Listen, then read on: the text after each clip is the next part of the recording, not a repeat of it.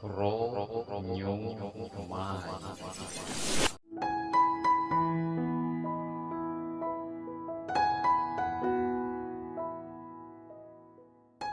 Sudah 20 tahun kita dipimpin oleh 3 kepala negara. Kita belum juga per hari ini menjadi negara superpower, ya. Saya sengaja membuat kata-kata ini untuk semua berpikir, bukan mengkritik, bukan ngeledek, bukan nyinyir, tetapi sebuah realita. 3 tahun kita dengan Ibu Mega, kemudian 10 tahun kita dengan Pak SBY, kemudian ditambah saat ini Pak Jokowi 7 tahun. Jadi total 20 tahun. Pertanyaannya, apakah Indonesia sudah menjadi negara superpower dalam 20 tahun? Jawabannya, kita masih negara pengimpor, kita masih negara penghutang, kita masih bergantung yuan dan dolar. Apakah itu dikatakan negara superpower? Gitu ya. Defisit neraca perdagangan kita sama Tiongkok membesar, gitu ya. Produsen kita juga bukan barang-barang yang nilai tambah, tetapi masih bahan baku atau komoditi. Apa yang terjadi? Ini loh yang kita mau tanya. Wahai sahabat semua, yuk kita mikir bersama ya. Kita mikir bersama. 20 tahun kita sudah dipimpin oleh pemimpin besar. Ibu Mega adalah pemimpin wanita yang powerful. Pak SBY gitu ya, juga sangat powerful. 10 tahun dia memimpin. Kemudian Pak Jokowi juga sangat powerful, udah 7 tahun dan masih 3 tahun lagi. Total 20 tahun saat ini. Pertanyaannya kita, apakah sudah jadi negara superpower? GDP per kapita waktu Bu Mega itu adalah 1.700. Kemudian sama Pak SBY dibikin sekitar 3.700. Kemudian saat ini Pak Jokowi naik 15% lah. 7 tahun naik 15%, jadi sekitar 4.000-an gitu ya. Kalau Pak SBY naiknya 220%. Kemudian Bu Mega naik sekitar 15% 3 tahun. Jadi saat ini kita ulangi lagi, apakah Indonesia menjadi negara superpower selama 20 tahun 3 presiden ini berkuasa? Nah, kemudian di 2024 para calon-calon yang ada itu genre politiknya adalah mirip dengan ketiganya. Misalnya kita sebut aja Pak Prabowo, ya dia adalah ke Ibu Mega gitu ya. Kemudian ada AHY mungkin ya, itu dia ke arah Pak SBY. Kemudian ya ada nama-nama seperti Pak Ganjar, Erick Thohir dan lain sebagainya, seperti Istana sekarang atau Pak Jokowi genrenya. Apakah dengan mereka menjadi presiden 2024 sekarang yang ada di etalase politik sekarang ini, apakah selama 20 tahun ke depan akan membuat Indonesia menjadi negara superpower? Tanya deh gitu ya. Anda kan ngefans tuh ya sama Pak Ridwan Kamil, ngefans sama Pak Ganjar. Nggak salah ngefans sama mereka. Saya juga ngefans loh, teman saya semua gitu ya. Tanya, 5 tahun dengan mereka, 10 tahun dengan mereka itu akankah membuat Indonesia menjadi negara superpower gitu ya. Nah, pertanyaan berikutnya. Emang ada negara dalam 20 tahun menjadi negara superpower gitu ya? Itu kan, ini Sontoloyo ngomong doang lu si Bosman ini. Emang ada negara dalam 20 tahun menjadi negara superpower? Oke. Saya ini saya pembaca buku cukup gila gitu ya. Dan dari video IG live terakhir dan hingga saat ini saya lagi membaca buku Deng Xiaoping the Transformation of China dari Ezra Vogel. Bukunya 700 halaman, saya baru baca 500 halaman. Very powerful sekali Deng Xiaoping ini. Dan ini yang saya mau ceritakan, apakah dalam 20 tahun emang ada negara menjadi superpower? Oke, jawabannya adalah begini. Sahabat semua, di tahun 1918 Perang Dunia Pertama berakhir. Dan disitulah Jerman kalah perang. Jerman harus menanggung hutang atau biaya Perang Dunia Pertama yang rusak tadi ke negara pemenang perang. Jadi sudah Jermannya miskin, Jermannya harus membayar kerusakan yang dia buat. Jadi Jerman kalahnya 2. Udah rata tanah di Jermannya, Jerman harus bayar utang. 1918. Kemudian 1933 Jerman menyerang Polandia. 36, 39 masuklah Perang Dunia kedua gitu ya, sampai tahun 45. Udah, kita sederhanakan aja. Dari 1918 sampai 1938 itu 20 tahun. Jerman menjadi negara superpower. Betul nggak? Dia bisa mengalahkan Eropa kok dalam 20 tahun dari negara miskin, dari nol. Pertanyaannya, apakah waktu Jerman selama 20 tahun itu untuk menjadi negara superpower, Jerman ngutang IMF? Jerman minjem yuan? Jerman pakai teknologinya Tiongkok? Mikir nggak tuh? Ada nggak sih yang mikir? Apakah Jerman dagang? Jual 10 modal 5. Untung 5 ditabung untuk membangun Jerman yang modern, membuat alat perang yang kencengnya bukan main, membuat kekuatan militer dan bangunan terbesar di Jerman hanya dalam 20 tahun. Saya ulangi lagi, pakai IMF, pakai ngutang, pakai yuan, enggak kan? Oke, mulai nemen ini Bosman ini kalimatnya, nyindir tapi ya biar logik lah. Pengagum-pengagum pejabat sekarang tuh biar mikir gitu lah. Bukan saya ngenyek gitu ya, saya cuma ngingetin. Karena nggak ada yang tahu tuh, nggak ada yang ngomong juga gitu ya. Apa karena terlalu sibuk saat ini banyak cuan yang mereka harus bagi-bagi sehingga lupa belajar gitu ya. Ya wis, Bosman aja yang baca, Bosman yang belajar, saya kasih ke teman-teman semua gitu ya. Berikutnya adalah Jepang. 1945 Jepang rata tanah. Jepang rata tanah. Hiroshima Nagasaki itu rata tanah. Pusat perdagangan dia udah nggak produksi lagi. Kemudian 1964, 19 tahun, ada yang namanya Olimpiade Tokyo. Seperti sekarang ini, ada Olimpiade Tokyo. Anda harus nonton. Waduh, itu atletnya model semua itu. Ada Alika Smith, ada Robin dari Kanada, ada yang Jerman. Udahlah, Anda nonton dah. Jangan kebanyakan nonton acara sinetron di Indonesia, itu nggak ada pelajaran apa-apa itu. Sekarang udah sehat, kita semangat nonton Olimpiade yang saat ini ada di Tokyo gitu ya. Oke, balik lagi ke selama 19 tahun, kemudian Jepang membangun di tahun 1964, Jepang mengadakan Olimpiade Tokyo, dan itu adalah Olimpiade modern pertama di dunia. Atlet-atlet yang datang ke sana terkagum-kagum, kok bisa Jepang menjadi negara yang sangat maju gitu ya dalam tahun 64 itu. Dan kemudian tahun 80-an alias 20 tahun setelah itu, kita bicara tahun 80-an, ada Sony, ada Toyota, itu menguasai dunia seperti China sekarang. Jadi ternyata bisa tuh menjadi negara superpower dalam 20 tahun gitu ya.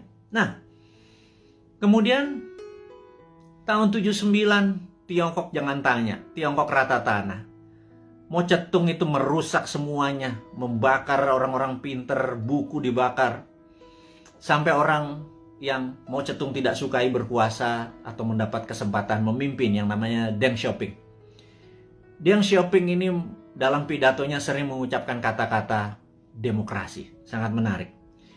Demokrasi ini bukan berarti hanya pemilihan langsung, tapi demokrasi ini adalah semua orang yang berprestasi itu boleh mendapat jabatan yang tertinggi. Jadi orang berprestasi bukan karena dia membantu pemenangan terus dijadikan komisaris, bukan ya, bukan seperti itu ya. Jadi benar-benar berdasarkan merit atau prestasi, namanya meritokrasi. Nah, demokrasi ini adalah membebaskan semua orang yang berprestasi untuk menduduki jabatan penting. Nah, Deng Xiaoping memepet Ronald Reagan di tahun 80-an, dan Amerika banyak membantu Deng Xiaoping yang mengatakan dia akan mengikuti apa yang negara demokrasi mau.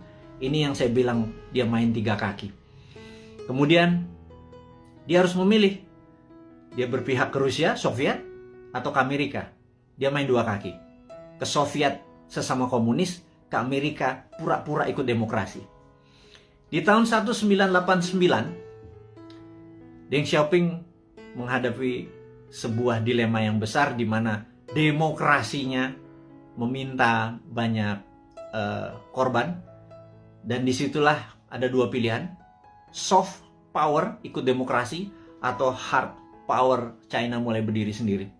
Akhirnya Deng memilih pilihan kedua, disikat 10.000 mahasiswa di Tiananmen Square, dan disitulah muncul Tiananmen Papers. Jadi efeknya adalah seluruh investor keluar dari Tiongkok pada saat itu, China alone, China sendirian. Di tahun 89, para petinggi PKC, Partai Komunis Cina, memutuskan fuck IMF. Kalimat gue ngomong gini gak apa-apa ya. Kemudian dia mengatakan waktu ada Tiananmen, Gorbachev itu ada di Tiongkok. Deng Xiaoping di bukunya bilang, Gorbachev goblok katanya gitu. Nah, akhirnya benar, perestroika dan glasnost-nya Gorbachev merubuhkan Uni Soviet gitu ya. Sementara Deng Xiaoping dengan protokol Tiananmen-nya membuat China 89 ya, sendirian, semua ditinggalin sama perusahaan-perusahaan asing. Dia mulai memprinting renminbi dengan yuan dan lain sebagainya, itu udah saya lama ceritakan. Puncaknya adalah tahun 2008 pada saat Olimpiade Beijing. Jadi tahun 1989 sampai 2008 adalah 19 tahun. Oke, kita buletin aja. 20 tahun. China menjadi negara superpower. Sekali lagi. Sejak saat itu sampai sekarang 20 tahun kemudian 2013 China punya policy mulai ofensif, mulai menyerang, mulai keluar untuk membuktikan kedikjayaannya dia. Selama 3.000 tahun, Tiongkok adalah negara trader terbesar di dunia. 200 tahun terakhir, Eropa masuk ke Shanghai, ke Beijing, dikasih narkoba, opium, membuat goblok orang-orang Tiongkok. Dan membuat Deng Xiaoping bilang, kita harus merebut balik. Kemudian apa yang terjadi 20 tahun setelah tahun 89, tahun 2008 adalah puncak ekonominya Tiongkok, dan sekarang dia terus berjalan 20 tahun kemudian. Dalam 40 tahun, Tiongkok kembali menjadi negara trading terbesar di dunia dan negara kedua terkaya setelah Amerika. Sekali lagi, sahabat semua, ini membuktikan bahwa dalam 20 tahun harusnya Indonesia bisa menjadi negara superpower. Setidaknya road to become superpower country. Nah, 3 tahun Bu Mega, 10 tahun Pak SBY, dan 7 tahun Pak Jokowi, dia sudah do the right thing. Sekali lagi, sudah do the right thing. Ke depan, 20 tahun ke depan, sampai 2045, Indonesia untuk menjadi negara superpower, apakah genre old mind Anda masih mau pakai? Kalau Anda mau pakai ya silakan, karena ini kan demokrasi, gitu ya. Tetapi kalau Anda mau memakai new mind, ini persis seperti apa yang Tiongkok lakukan, seperti Jerman lakukan, seperti Jepang lakukan. New mind punya konsepnya. Monggo, yang menjadi presiden yang sekarang ada di etalase, monggo. Tetapi kalau mau pakai konsepnya new mind, kita sudah lengkap. Inilah sahabat semua, sahabat-sahabat Bosman, kaum Sontoloyo dari Republik Sontoloyo ini. Saya minta Anda semua sekarang mempromosikan ini semua. Bukan karena Bosman mau jadi presiden. Enggak, lupakan. Enggak penting. Yang penting kita cuma sejahtera. Untuk sejahtera itu harus punya konsep menjadi negara besar di tahun 2045. Gitu ya. Nah, untuk itu sekali lagi sangat rinci. Gimana caranya? Yaitu contohnya adalah kita tahu UKM saat ini 97% angkatan kerja itu adanya di UKM. Saya ulangi lagi. 97% angkatan kerja itu ada di UKM. Gara-gara pandemi, 9,7 juta sahabat kita menganggur. Karena Pak UKM yang terpukul. Berikutnya, UKM saat ini belum menjadikan karpet merah difasilitas oleh pejabat negara. Karena kita belum bisa berdaulat UKM itu. Padahal ada lebih 50 juta UMKM ya. Dari mikro, kecil, menengah. Yang menghidupi 97% angkatan kerja. Jadi, kalau angkatan kerja ini mau mendapatkan lapangan kerja, bukan perusahaan besar yang dikasih pendanaannya, tetapi perusahaan UKM, gitu ya. Nah, Santara saat ini hadir untuk membuktikan bahwa konsep new mind itu berjalan. Dari kita untuk kita, dari sesama untuk sesama. Ingat, bendera putih adalah dari sesama untuk sesama. Kita nggak perlu IMF, kita nggak perlu Yuan, kita nggak perlu Jepang, kita nggak perlu Amerika, kita nggak perlu Tiongkok. Setuju ya? Dari kita untuk kita, itu bendera putih. UKM juga harusnya dari kita untuk kita. Jadi, investor receh masuk 2 juta, 200 ribu, 500 ribu. Tolong angkat itu UKM. Ada jutaan UKM yang mau kita angkat. Ada jutaan sahabat kita juga punya duit nganggur gitu ya. Gabungkan semua. Santara hanya platform. Santara bukan membuat UKM besar. Yang buat UKM besar ya para UKM-nya. Yang buat kaya adalah investor itu pilih UKM yang benar. UKM itu marginnya itu jauh lebih besar dari perusahaan-perusahaan besar. UKM itu untungnya bisa 30%, 40% gitu ya. Dan inilah yang saya harapkan teman-teman portfolio keuangan Anda. Sekali lagi, bagilah kalau Anda punya 10 juta, 9 juta Anda taruh dimanapun boleh. 10%-nya taruh deh di UKM. Anda membantu UKM, 10% membantu UKM. Kalau saat ini uang beredar adalah 6.000 triliun, 10%-nya masuk ke UKM atau 60 triliun. 60 triliun itu untuk menghidupi UKM itu adalah dari kita untuk kita. Itu kita negaranya berdikari. Nggak kita jadi ekspor, kita nggak ngutang gitu loh. Nah, sahabat semua, di ulang tahun Santara ketiga dengan berapi-api si Bosman Sontoloyo ini ngapunten minta izin tanpa niat menyinggung siapapun. Tetapi kita mengkritik diri kita sendiri bahwa yuk 20 tahun kita ucapkan terima kasih kepada pemimpin-pemimpin kita yang telah membawa kita ke saat ini. Kita masih utuh negaranya. Dan ke depan kita harus mempunyai konsep baru. Konsep baru ini adalah yang kita akan lakukan adalah membangun akar rumput, gitu ya. Membangun akar rumput ini adalah bisnis akar rumput kita bantu, adalah investor akar rumput kita bantu. Jadi itu adalah informasi, dan ini terakhir berita internasional. Jadi ada 3 step tadi ya, lokal tentang pandemi, bahwa kita belum melihat pandemi ini akan berakhir sampai habis 17 Agustus sampai Agustus, belum melihat. Kalau ditambah tadi masih itu, jadi kita harus melakukan strategi-strategi. Tetapi, nah ini kita harus bicara tidak selalu sisi negatifnya. Selalu setiap hoax itu ada setiap jatuh itu ada naik gitu. Setiap jatuh pasti ada peluang. Nah, sahabat semua, kita mau mengingatkan bahwa kapan moment of greatness dari Indonesia itu. Moment of greatness adalah mulai Oktober 2022. Bukannya jauh ya, itu angka dekat sekali. Kenapa? Karena G20 akan diselenggarakan bulan Oktober di 2022. G20 ini adalah government 20 negara akan hadir, di mana saat itu ini adalah moment of greatness dari bangsa Indonesia untuk membuktikan bahwa kita negara yang layak untuk dijadikan tuan rumah. Dan pada saat itu kita harus menyiapkan, sahabat semua, menyiapkan sesuatu untuk momen sebesar ini itu tidak semalam atau 2 malam. Itu menyiapkannya dari sekarang ini. Jadi peluangnya besar sekali.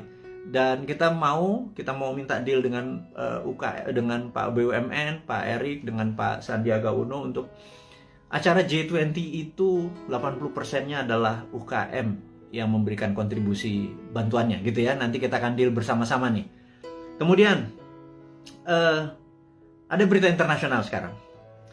Kita mau duluan. Nomor 1 adalah kita menginformasikan bahwa kemungkinan besar Biden akan resign. Nah ini Bosman ini kalau ngasih informasi ini rada-rada langitan sedikit. Bukan apa-apa. Karena berbisnis, bernegara, itu kita bukan hanya menyadari kekuatan politik lokal atau minat dari lokal, bahwa kekuatan asing itu patut dipertimbangkan, gitu ya. Dan kita tahu cara berpolitik 7 tahun terakhir ini kental politik lokal, gitu ya. Tidak peduli sama politik luar negeri. Bahwa misalnya kita sangat miring ke Tiongkok gitu ya. Seakan-akan di dunia ini negara cuma Indonesia dan Tiongkok gitu. 190 negara lain itu nggak kenal tuh. Emang ada negara Nauru ya, emang ada Solomon Island ya, emang ada negara Sri Lanka ya, gitu ya. Ini saya suka heran gitu ya, kok negara Tiongkok apa-apa Tiongkok gitu ya. Nah, kita cuma mengingatkan itu kan old mind, cuma 1 negara yang ada di kepala mereka. Kalau new mind negara itu 190 negara gitu ya. Nah, kita harus melihat bahwa kemungkinan besar Biden akan resign. Hanya sekedar mengingat bahwa kita tahu Trump waktu kalah itu ada yang mengatakan 4 negara bagiannya direkayasa. Dan pada saat malam sebelum pelantikan Biden melakukan lobby, dan ini saya ceritakan kepada sahabat semua, ke Pentagon. Dan Pentagon agaknya mempunyai limit terhadap Biden karena dia dianggap lemah dan Amerika tidak bisa menang perang lawan Tiongkok kecuali Biden lengserkan dengan alasan kesehatan. Ya, ini sekali lagi. Kemudian naiklah Kamala Harris, dan ini kuncinya. Siapa yang jadi wakil presidennya Kamala Harris, that's the key. Saya nggak bisa kasih tahu sekarang karena saya emang nggak tahu. Tetapi ini harus menjadi perhatian sahabat semua, jadi bahan renungan bahwa oh iya, bernegara itu ada negara besar gitu ya. Karena dolar saat ini menguasai 65% transaksi dunia, dan itu namanya Amerika. Yuan saat ini cuma 1%-an yang namanya Tiongkok gitu ya. Terus kenapa transaksinya pakai yuan, kita juga nggak ngerti kadang-kadang. Terlalu pinter mungkin ya, karena banyak prestasi. Jadi kita yang nggak nyampe ilmunya. Oke, kemudian kita mau mengingatkan adalah begitu Biden nanti resign atas nama kesehatan, maka di sini Tiongkok yang mulai ketar-ketir. Jadi Tiongkok memang saat waktu kemarin PKC, Partai Komunis Cina, merayakan ulang tahun ke-100, Xi Jinping dengan retorik, dengan pidato yang orasi luar biasa, mengatakan bahwa akan memenggal kepala negara yang membuli Tiongkok. Dan ini kata-katanya sangat ofensif gitu ya. Jangan-jangan kalau gue yang jadi presiden udah dipenggal duluan sama dia, karena kan gue ngebully terus dia kan, gitu ya. Ngebully sebenarnya bukan anti Tiongkok. Kita akan terus bermitra dengan siapapun. Kita akan tiru bagaimana Tiongkok jadi besar, tetapi kita bukan negara yang dirugikan. Buktinya saat ini trading kita dengan Tiongkok adalah Tiongkok yang surplus, kita yang defisit. Jadi kita kalau menjadi presiden nanti, kaum Newman bilang kita harus impas dong, jangan lo yang positif, kita juga harus positif atau impas, jangan kita yang defisit gitu ya. Tapi itu perlu strong lobbyis gitu ya, bukan yang mimpin lobbynya adalah diplomatik NKRI garis lurus, bukan trader gitu. Kalau trader ya negara untung rugi nggak peduli, yang penting kantong gue tebel gitu kan. Nah itu ya itulah siapa yang masih memuja-muja orang-orang itu, Anda harus ingatkan suatu hari Anda tidak menjabat gitu ya. Nah tapi ingat, kita bukan tipe balas dendam, gitu aja bedanya Newman. Kemudian kalau kedua, Xi Jinping mengatakan bahwa dia akan melakukan aneksasi Taiwan, Hong Kong, dan Macau. Kemudian dia juga menyiapkan 100 silo dengan hulu ledak nuklir. Silo adalah tempat peluncuran roket berkepala nuklir. Ini menunjukkan Cina benar-benar ready untuk war. Nah pertanyaannya, apakah akan terjadi war physical? Di sini kita mau mengingatkan bahwa sewaktu kita melihat dari sisi Amerika, apakah Amerika akan melakukan naval war? Karena perang China sama Amerika, battlefield-nya atau tempat perangnya adalah Laut Cina Selatan. Karena perangnya laut, maka perangnya naval. Naval itu adalah perang kapal.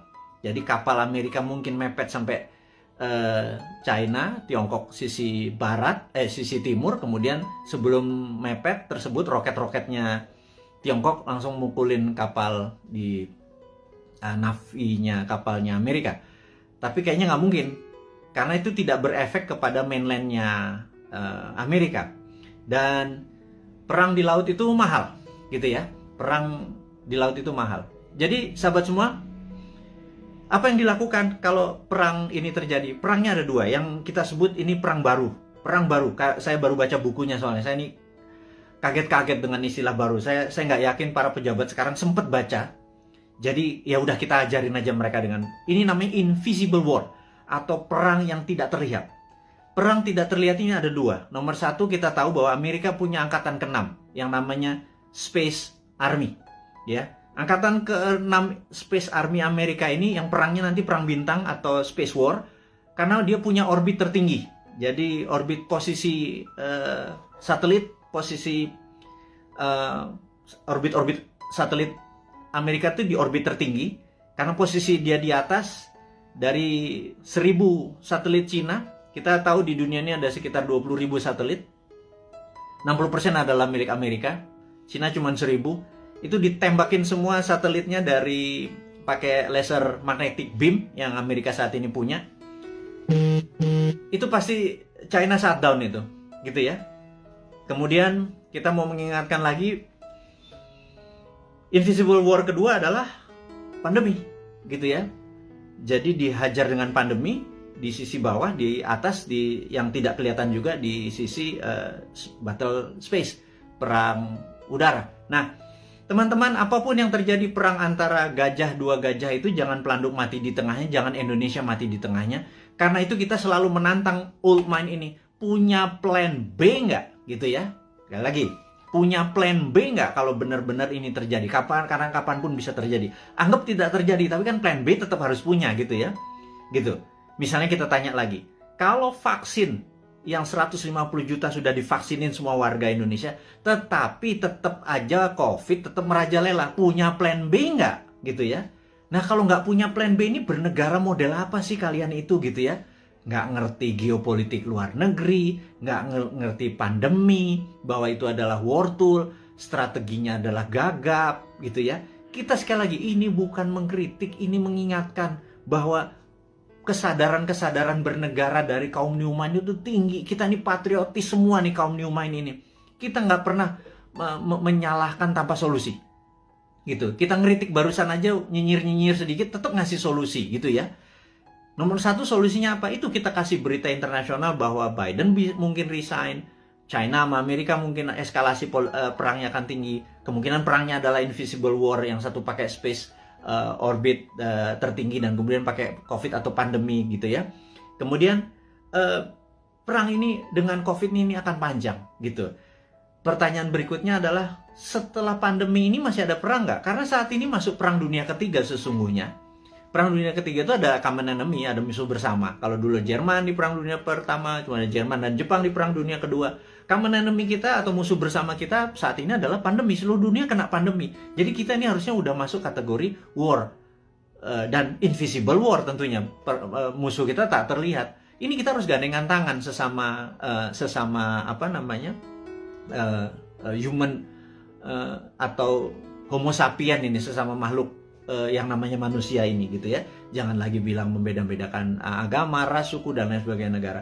Jadi untuk perang lawan pandemi ini kita benar-benar satu saudara semuanya. Nah, yang harus diingatkan lagi adalah setelah pandemi ini kemungkinan besar, dan kita udah ngomong tahun lalu, kemungkinan besar ada yang namanya climate war atau perang cuaca. HAARP atau HARP saat ini sudah mulai saling tembak.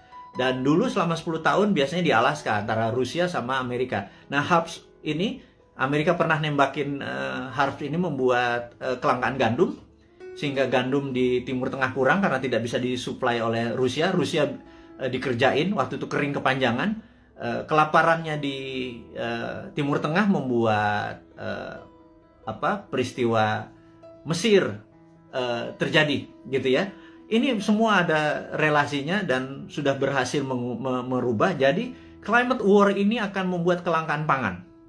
Nah, itu dunia ya, bukan Indonesia saja. Indonesia ini punya kelebihan, yaitu punya 2 musim. Musim hujan, lupa gua. Musim durian juga masuk harusnya ya. Musim kawin segala macam, lupa gua. Jadi bukan musim hujan dengan musim kemarau saja.